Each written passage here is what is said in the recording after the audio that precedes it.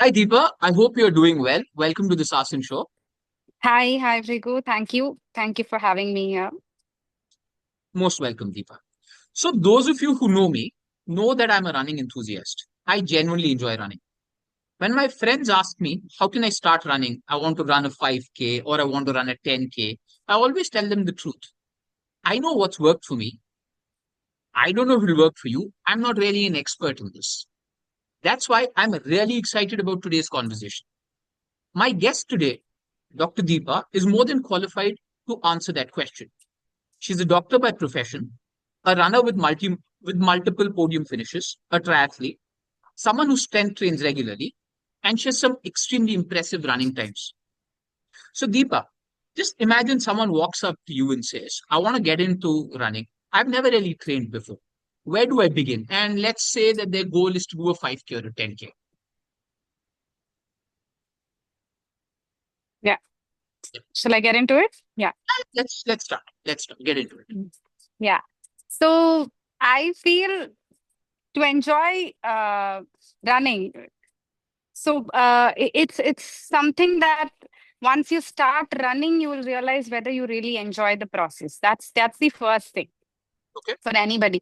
So somebody who starts, who's like interested to do a 5K or a 10K, we know that there is an intention to run. So there's this idea that they want to run. So that's the first thing that is actually required to start running. You need to have the intention. You need to know whether you really enjoy the process or not.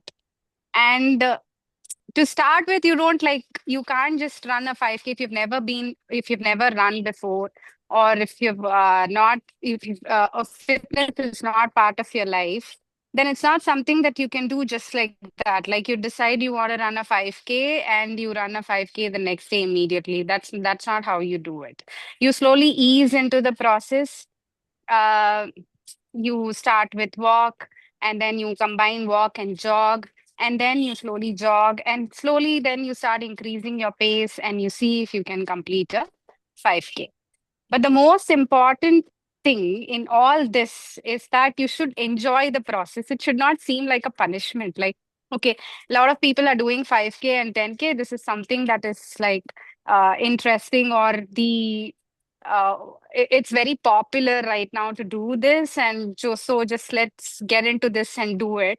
And it should not feel like you're punishing yourself in the process. You should actually enjoy the pain, should not feel like uh, a lot of suffering. It should feel like once you've done it, it should feel like you actually enjoyed doing it. So that is the primary thing. Once you feel that way, then there's no limit to how much you can run, what distance you can do. You just slowly get into it, and then slowly increase your distance, slowly increase your pace. It all depends. Every runner is different. Some runners just want to run the same distance. They don't want to increase the pace or the speed. Some runners want to keep on improving. It all depends. It's very individual. So this actually reminds me of one of my favorite races, the Oroville Marathon. And their tagline is run for the joy of running. And that's essentially what you're saying. Yeah, yeah, You're saying you fall in yeah. love with this beautiful process of running. And I truly, Yes, I think yes, there is nothing more beautiful than just falling. It could be any form of fitness. If you don't enjoy it, whether it's lifting weights, whether it's dancing, yes. whether it's running, then find something that you enjoy. This is not a punishment. It should ideally be the best time of your day. At least that's what it is. Absolutely, So now absolutely. You should look forward to it. Yeah. going back to this person, now let me polish this question a little more and ask you. Let us say this person says, okay, Deepa, I have about 3 to 4 months time. I want to do a 5K. Hmm. I've never run before. And roughly I can commit 3 to 4 days of training. What would you? And how would you kind of So structure this? So that's very good to start with. And 3 to 4 months time to do a 5K for a person who's never run is actually very good. So we'll start with how much they weigh, because that's very important. Running puts a lot of force on your joints, specifically your knee and your ankle joint.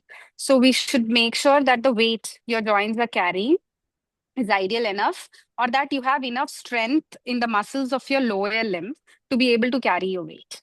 So it depends on the weight of the person. So initially, if it's like more than 90 or more than 100 kg, first we'll work on the weight. We'll try to bring it down to a level, and during that time, we'll be also working on improving the strength of their lower limbs. So we'll take about a month or so that uh, we work on that initially. They get used to the movements.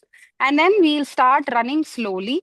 So running would initially be like we'll start only with easy runs.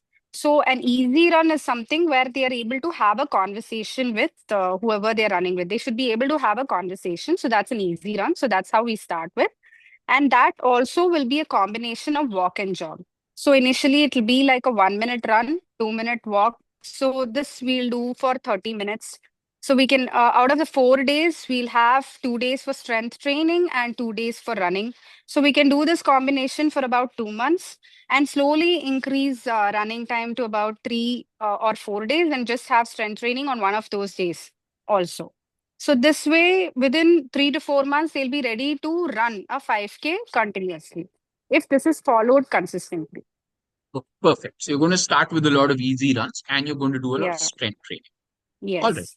My next question is, let us assume someone's listening to this and the Mm, easy run was fairly simple to understand. Strength mm, training, they're like, okay, I understand strength training is good, but what is it that you want me to do? Is it mm. body weight? Is it weights? Is it what is strength training for a run? Or what would you recommend? Yeah.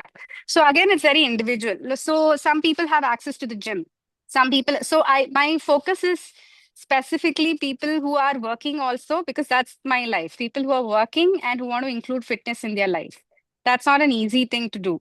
So it depends on whether you have access to the gym or you want to do only home-based workouts, anything. It depends on what kind of time they have. So the first thing they need to do is what is realistic for them, what is doable. So they have to figure that out and allot that time of the day specifically for workouts. So if it's going to be gym based workouts, then if you're going to do only 2 days of strength training, I would prefer both the 2 days to be full body workouts so that they hit all the muscles equally. And we do have home based workouts where it'll only be purely body weight, or we can go to the gym, and or at home also, if they can order dumbbells, then again it'll be dumbbell based workouts. They can just order minimum equipment, a bench, dumbbells, then we can design a workout which will target all the muscles of the body. Or if they have access to the gym, then great. We have a lot of exercises to choose from. But ideally, we would, for 2 days, we would choose a full body workout if that's what they would want to. You like If they have uh, only enough time for that. would you like to get into what moves? Should Yeah, they be sure. So, squatting? Should they so be doing definitely. press So, ups? so What yeah, so a full body workout, the primary muscles that we would like to target would be a shoulder, biceps, tries, chest, and then we would also engage the core. And for lower limb, we'll have exercises for quads, hams, glutes, and calves. So for this, we would include presses. So you will have overhead presses. For your shoulders, you would include lateral raises. For chest, people who like push-ups, you would start with kneeling push-ups, or we can have bench press, or we can have floor press if they have dumbbells at home. And then for biceps, of course, we have bicep curls. And then for tries, if they are at home, they can try tricep dips. Then if they are at the gym, you have the cable push down. And then you can do skull crushes again with dumbbells. Then for core, there are umpteen number of ab exercises. Simplest one at home, they can do straight leg raises. You have planks.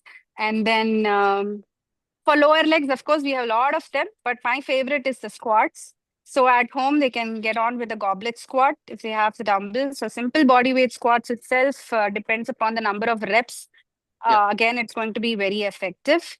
Then in the gym for hams, again, deadlifts, which are the best one. Then if you have a compound kind of a workout that you want to include, then you can include the conventional deadlift, which is again very good. And for glutes specifically, hip thrusts if you're going to the gym. But if you are at home, then glute bridges work really well. You can again modify glute bridges in a way to include your hams also. You can do a glute bridge walk out, walk in, which will again engage your hams as well as your glutes. Or you can just do a glute bridge hold, which is again going to be really effective.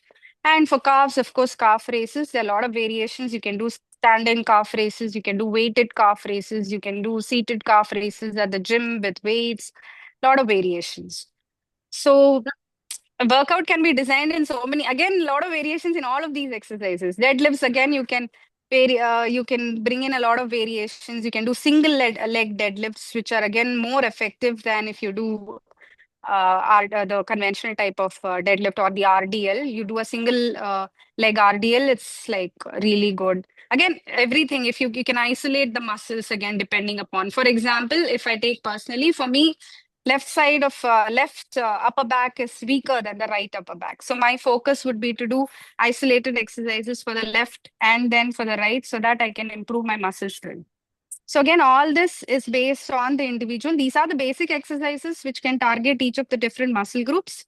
We just have to design them based on where we stand personally at that time. So I also think what you've said is you've given people a nice broad guideline. So you start with a little bit of walk, run. Then 2 days is strength training. You've given them what are the muscles they need to work on. You've also said what are the important exercises. After this, it's all about how you can personalize this for yourself. Yes, None of yes, us neither you nor me is saying that this is the only way. This is all about yes, customization and what works for you. yes, My next absolutely. my next question, Deepa, and this is something that I also struggle with, I continue to struggle with even today. So I'm also going to be listening in very carefully to this. Is how do you recommend warming up and how do you recommend cooling down? Okay. So warming up again, it's again divided into two types. So And based on and the I'm not talking of the gym workout. That's a very different kind of a warm up. I'm saying if you are running, if you're doing your walk, run, how would you recommend that they warm up for? Okay. So warming up generally for runners. So I have a lot of reels on my page itself to how they can warm up Can you can before you they start can the you tell people listening what your Instagram page is so that they can go and follow you?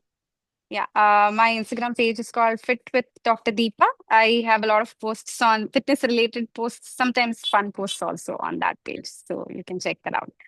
So yeah, so running warm up basically would include a lot of warm up exercises that would target your lower limb.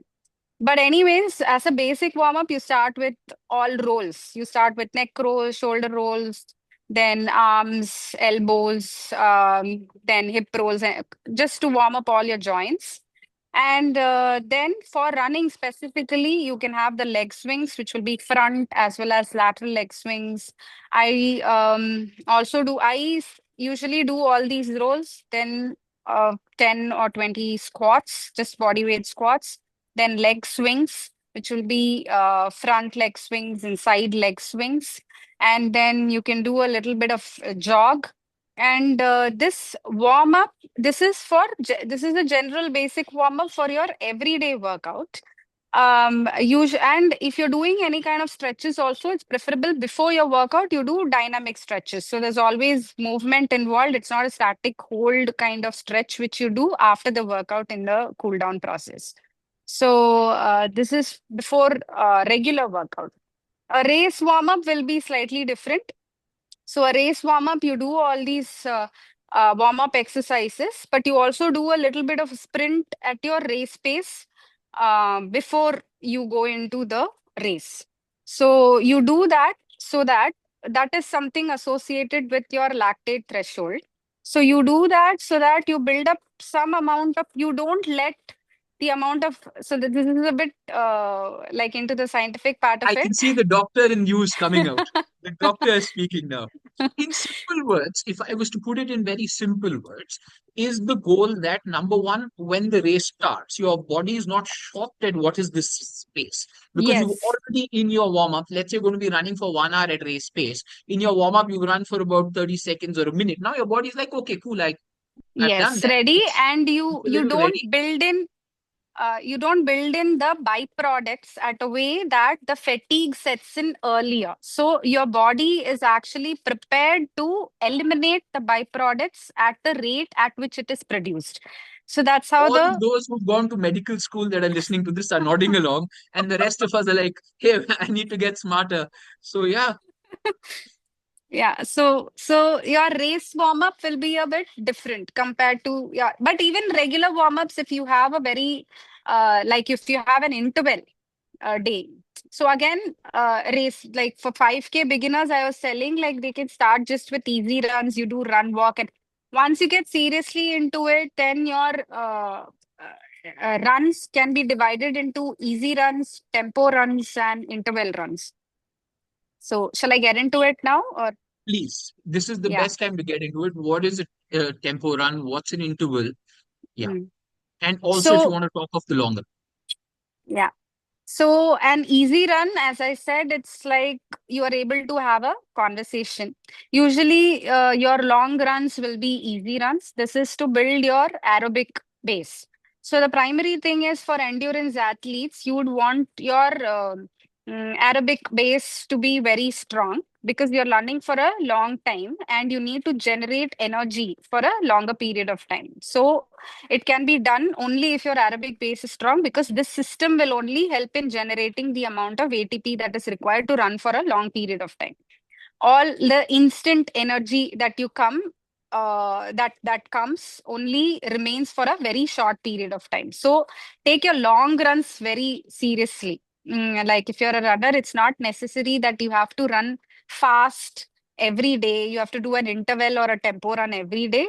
Like your long runs are the ones that you should take very seriously and maintain your uh, they are also called as your zone 2 runs. So maintain your zone 2 pace and then do these long runs very sincerely because they help in building a very, very good aerobic base that helps you in running longer distances with much better energy consumption. So that's an easy run. Then, so again, yeah, dividing into zones, you have 5 zones, or you can also divide it to 3 zones. Now, some people divide it to 3 zones, and sometimes it's 5 zones. So that's again based on your heart rate. Your max heart rate is taken, and am I like all over the place, or shall I? Because there's so many.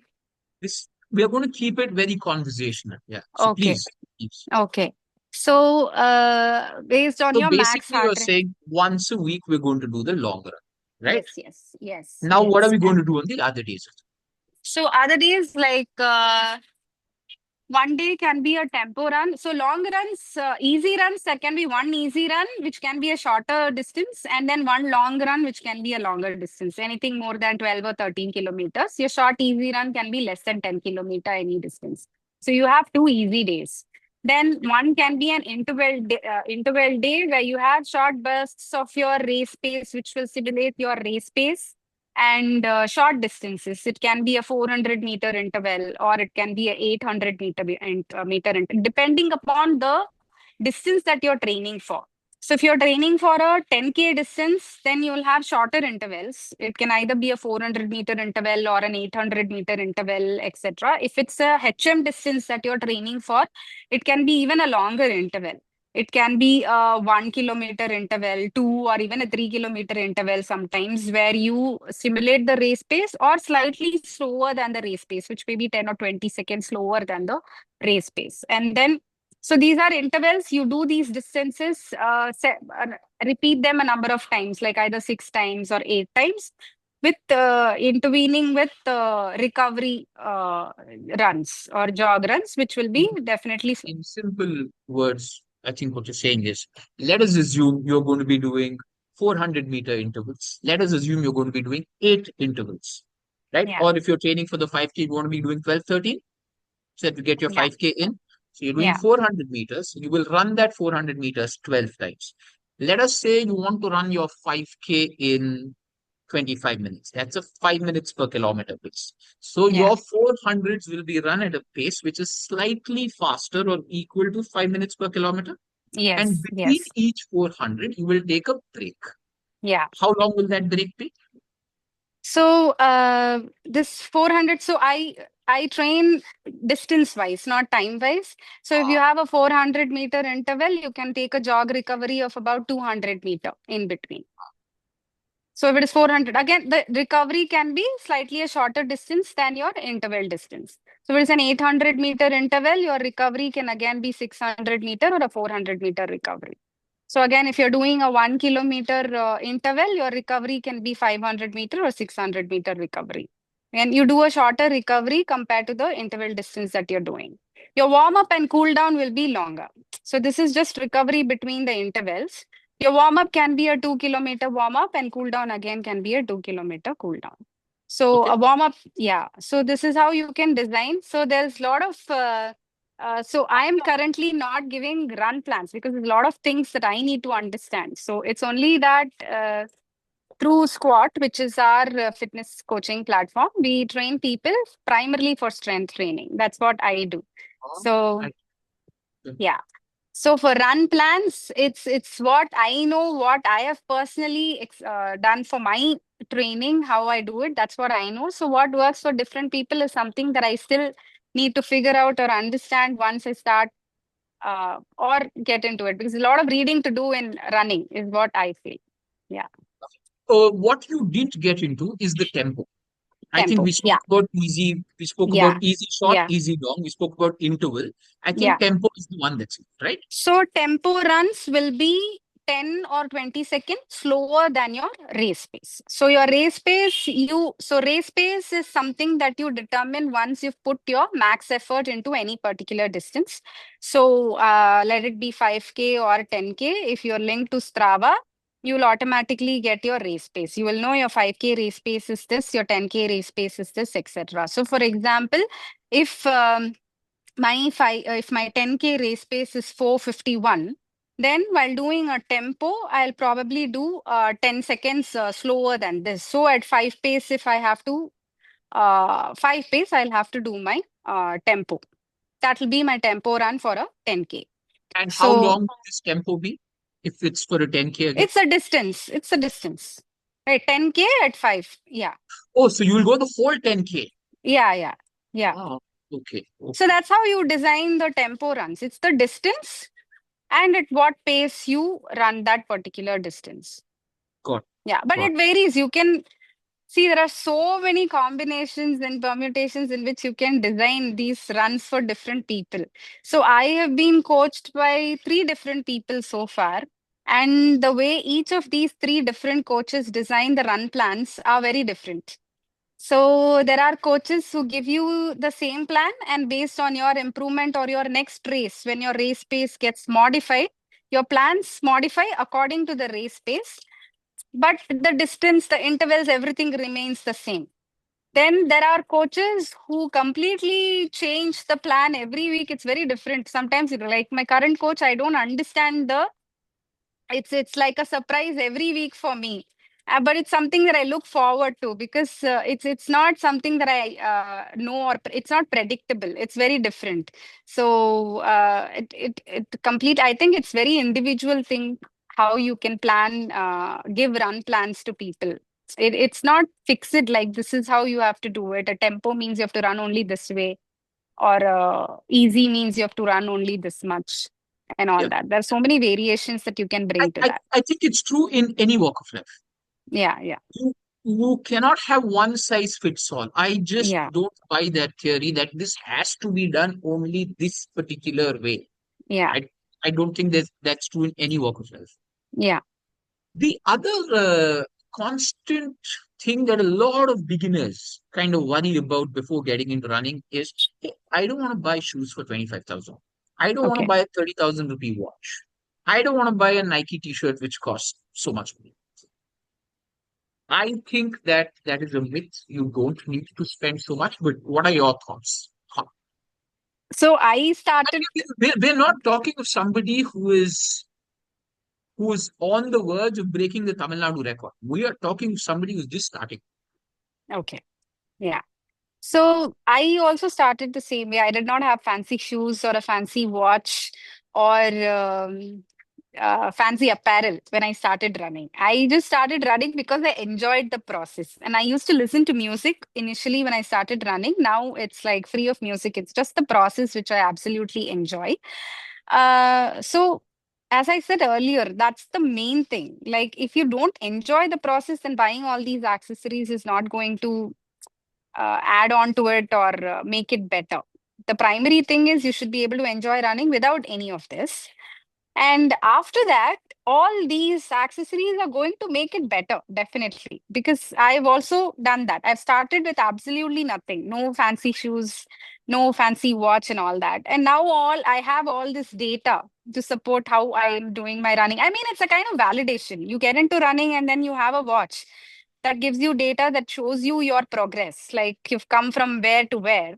That's some kind of validation that comes to you, and you also get to see your statistics. You get to understand, like, whether your effort is actually getting translated into performance, whether you're seeing any difference in what you're doing, and all that. So definitely the watch or the shoes do add on to the process of enjoying running.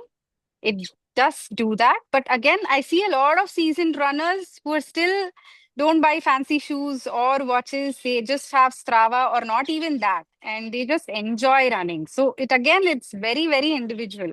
And there are people who enjoy all this stuff also. They are like, they look forward to the next shoe which is coming up. They look forward to the next watch which is there.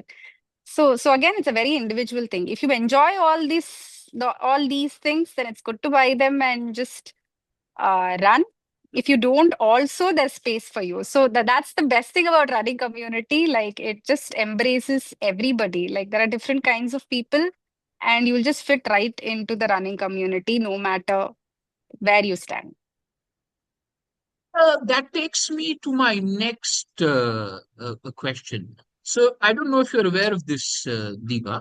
Right now, there are about 2.5 million registered runners in India. Okay. Okay. In the year in the year 2004, so I'm not going back many years. I'm 2004. There Hmm. were about 10,000 registered runners. Okay. That spike from 10,000 to about 2.5 million. Yeah. I think the word that you used, community, that is Hmm. the reason. Yeah. We keep talking of an accountability partner, all of that. The running community is so strong. It's so, uh, you're there for each other as runners. You're there Yes. for your Yes. running club. So it's Yes. also a great sense of community. My question to you, Deepa, is how can someone who's wanting to, you know, make this a part of their life, Hmm. find a community? Okay. So in Chennai, you have this Chennai Runners group. Okay. So wherever you are, there is a chapter. There will be a chapter nearby. So to give some examples, Crumpet has Crumpet Cheetahs. So this is my favorite group. I'm not part of them, but then this is the running group that I really like. So Oh, Crumpet I don't know anybody from Chromepage Cheetahs, but yeah. So you will know Deka Of Satish, course I right? do. So That was a joke. I just he's said the him. he's a star runner. Yeah, of course, yeah. Yeah. Yeah. So Krompet Cheetahs is one group around Krompet. Then you have Tambaram Thunderbolts near Tambaram, and then you have Pete Rappers. You have Nungambakam I Nitros. think Nitros. Nitros. Yeah. So I don't belong to any running community. I always run alone. But then for people who enjoy running with groups, there are these running groups, and they're all amazing, actually. They are really amazing because they've built a very strong community, and it's a very safe space because I've known a lot of runners, and there are a lot of things that are shared here. There is um, a lot of support that they get from these communities, a lot of help that comes in various forms and all that. So I think the running communities in Chennai specifically, I'm not sure about, but I think there are a lot of running communities elsewhere in India also. And these are a great way to build a support system around you and to meet some great people where you can have some honest conversations with people. I also think you meet like-minded people. Yes, yes, absolutely. Meet You meet like-minded. So like-minded. people Yes. like you who are into fitness, who enjoy sports, you're meeting like-minded people, and that's why we tend to form great connections. Now let's go back to this person who walked up to you, Deepa, and he said, Mm, "Please help me with my 5K and 10K." So let's see mm, what you've done. You've given him an easy running plan for 2 days of the mm, week. Then you've asked him to strength train 2 days of the week. mm, Then once he becomes a little more regular, You have Hmm. also told him the advanced plan. How should he move up the ladder? Hmm. We've also gone and said he need not worry so much about gear, but as and when he's run for the joy of running, the gear, according to you, will just make it a little more fun, a little more fun. But there are many individualistic opinions to that. Yeah. Okay, so this person now has finished your training plan and now it is race day. Hmm. Race day can be slightly intimidating for most people, Yeah. especially if this is your first time that you're lacing up your shoes for a race. Any Yes. particular tips that you have for racing? Yeah. So your race day does not begin exactly on the morning of your race day. The Okay? prep starts even before that. So your last week of your race day will be the week where you taper. You have to bring, you have to cut down on your training. You have to bring it down. At least, like, let's say Sunday is your race. Then Tuesday or Wednesday should only be your hard workout. After that, there should be no hard workouts. Thursday can be an easy workout. Friday, Saturday should be complete rest. And you Okay? start on carb loading. So that's one thing which is very good for endurance athletes who are all there in endurance sports. Yeah, I think so. Carbs are yeah. our friends. So we can eat carbs and also burn them off when we are running.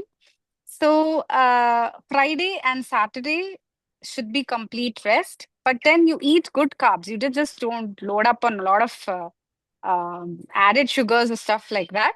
But then you eat all the good stuff which has a lot of carbs. See, And rice is carbs. Okay. yes. Going to Murugan Idli and having Hmm. ghee puri dosa, that is very delicious, but that's not running Yes, friendly. not fat, not fat. You need to understand which carb is Deepa talking about. Yes, Deepa is yes. not asking you to go to Murugan Idli.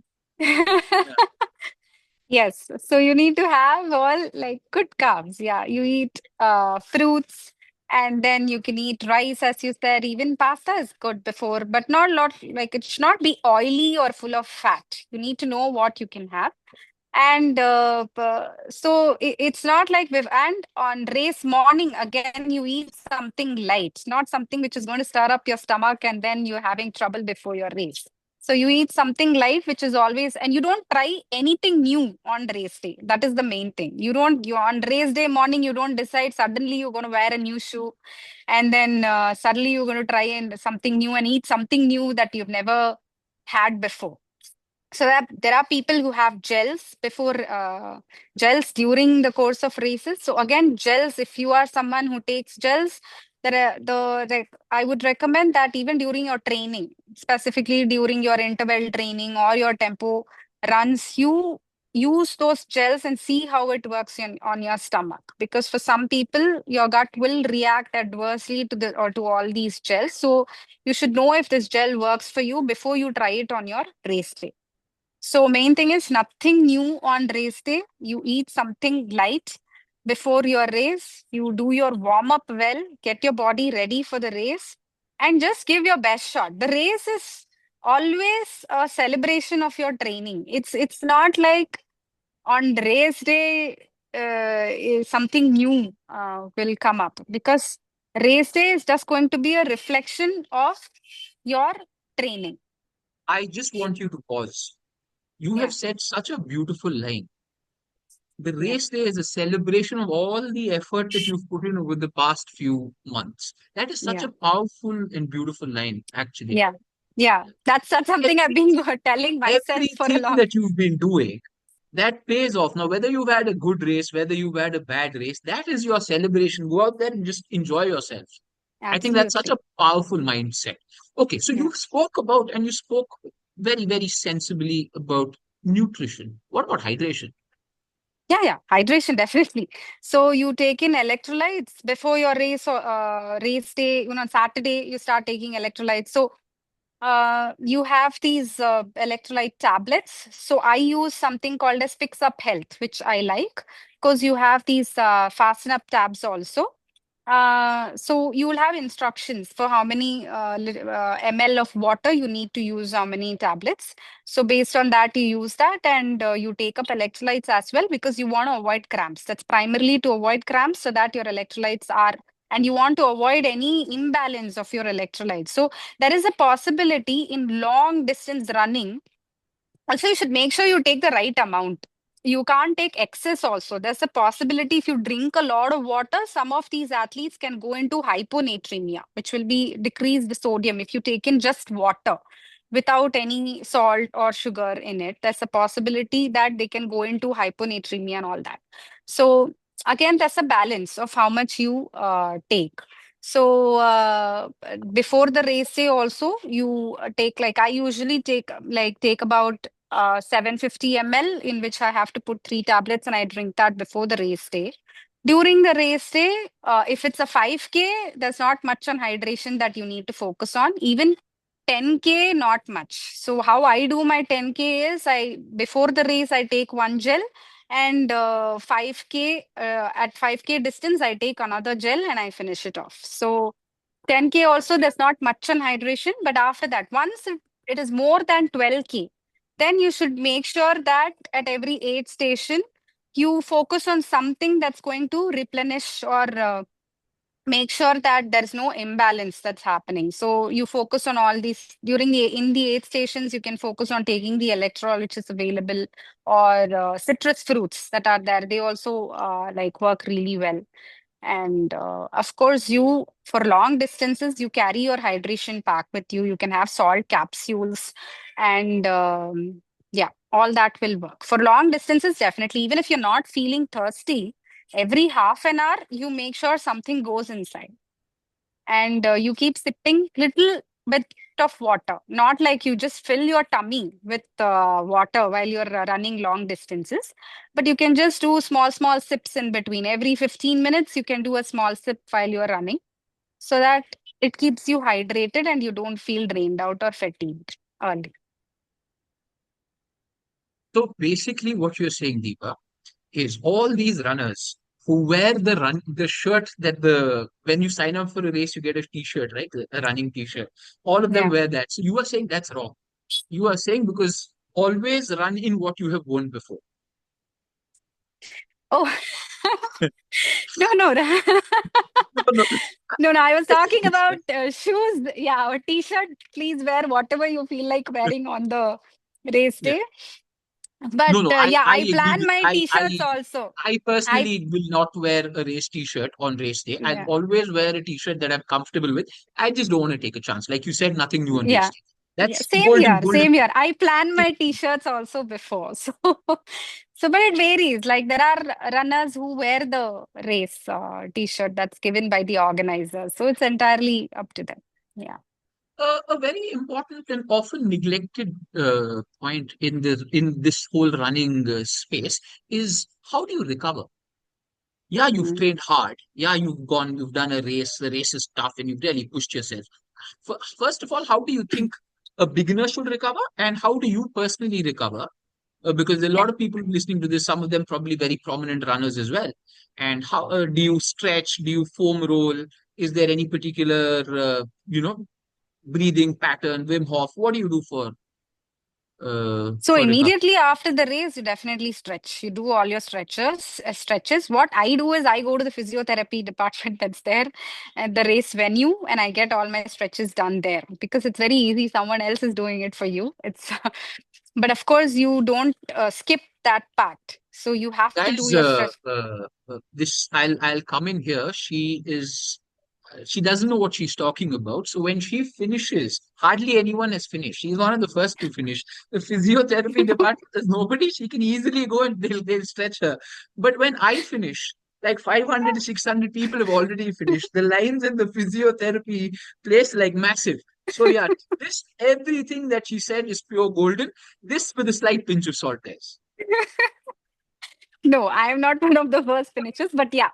So you do your stretches like religiously after your run. That is something which is very important. After every And run or just the race? after every run you need to do a cool down. Every run. So warm up and cool down is non-negotiable. Before you have to do a warm up, and after finishing you have to do a cool down. So that is something. And then your training week also, one day should be a rest day. That day you either foam roll or you do your stretches. So that's what I do. I do my stretches on my rest day. So foam rolling is also great because it goes deeper. It can go deeper and help your muscles relax even much better. So that's something that you can't train on all 7 days of the week. One day should definitely be dedicated to rest. And if you have raced, then the best recovery after your stretches and all, the best recovery is good sleep, rest, and good food. That's the only recovery. You don't go back on a recovery. I don't do that. So I rest, like I have to rest at least for 2 to 3 days after a good race. And after that, you slowly get into training. You do easy runs first. You don't immediately start off like on hard training. You don't get into intervals or tempo. You start with easy runs. And after the race week, the next week, you can get back onto your regular training. So now I was talking to my friends and I was telling them, that I'm going to be doing a podcast with Deepa. So my friends have two questions that they wanted me to kind of ask you. So the Okay. first question is, as a lady who's in the running community, did you face any challenges? Only if you want to talk about it, and if you don't want to talk about this, we can totally skip this. Because Okay. what they were saying is that, as this is a lady who asked me, said that didn't really feel very safe in this space, and they wanted to know what your thoughts are on this. Yeah. So I run alone. I don't run with a group. And so, yes, you can't run in like secluded streets where there's nobody in the morning because you usually run in the morning. People who are working, they want to finish their run in the morning and then go back to work. So you And start there's your just too run. much traffic. There's just too much traffic in the Yeah, evening. there's too You can't much do it. in Yeah. the evening. Yes. And you don't have energy to do your run actually in the evening. So you have to finish off in the morning. So you start early, say 5:30 a.m. And when there's still not much light. So you can only run in broad roads, main roads. Even there, if there are no street lights, definitely it's a bit of a challenge for female runners. It's always good to have some company if you're running along. If you're running, for me personally, I have faced some incidents when it's not while running actually. It's while cycling. I have faced some incidents where there have been men who've come and made it uncomfortable for me, and I've had to shout at them or even reach out to Chennai runners and ask them if anything can be done, if we can have more police patrolling in arranged during these hours when there are runners. And what they have told me personally is that they have tried to. There have been multiple incidents like this across Chennai early morning for female runners. So Chennai runners, they have themselves taken some steps towards this. They have raised this issue uh, to the police, and they have specifically increased some patrolling in certain areas because of these issues, and certain issues that have been sorted out by them. So it's a work in progress. It's not, I won't say that it's completely safe everywhere for women to run. It's not that way, but if we do find an area which is not safe, or if we have faced some situation, or we have come across something, then it's good to bring it to notice of people who have some kind of power or authority to do something about this, so that the change slowly starts happening. We can't expect the change to happen overnight, but then we have to bring it to notice to people who can do something about this and bring some changes. I'm sorry, I wish you didn't have to go through that incident when you were cycling. And I wish nobody has to go through that incident Yes, ever. I yes, wish absolutely. I wish the Absolutely. authorities are listening and something happens and this never repeats. No, nobody wants anyone to go through something like this. Yes, yes, absolutely. Yeah. The other question that I have, and this is my last question. It comes from a very dear friend of mine. His goal Okay. is he wants to run a sub 2 half. Okay. Yeah. He is right now at about 2:15 to 12-ish. Okay. Do you have any particular tips for him? it's just regular training. So he can easily reach us up to if he had 2:15, 2:12. So I can just give my personal story there because my HM time in You'll 20 have to explain HM. What half does HM marathon. mean? Yeah, just so people would Yeah, need yeah, context. yeah. So my half marathon time in 2023 Jan was 2 hours 40 minutes. That Okay, was my time.